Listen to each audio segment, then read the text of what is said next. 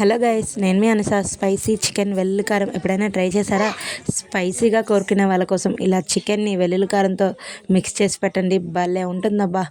Welcome to Anu foods. నేను మీ అనుష. నా ఛానల్ని ఫస్ట్ టైం చేసినట్టయితే ప్లీజ్ సబ్స్క్రైబ్ గైస్.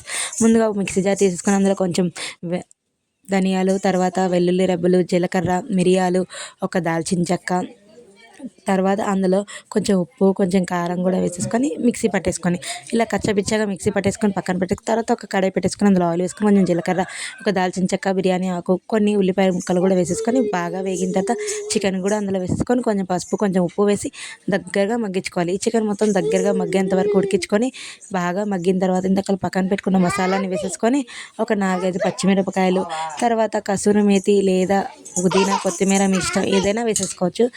దగ్గరగా ఒక 10 మినిట్స్ ఉడకనిస్తే ఎంతో టేస్టీ అయిన చికెన్ వెల్లుల్లి కారం అయితే రెడీ అయిపోయింది. దీన్ని నేను వెజ్ ఫ్రైడ్ రైస్తో ట్రై చేశాను. చాలా అంటే చాలా బాగుంటుంది. మీరు కూడా ట్రై చేయండి. Thank you.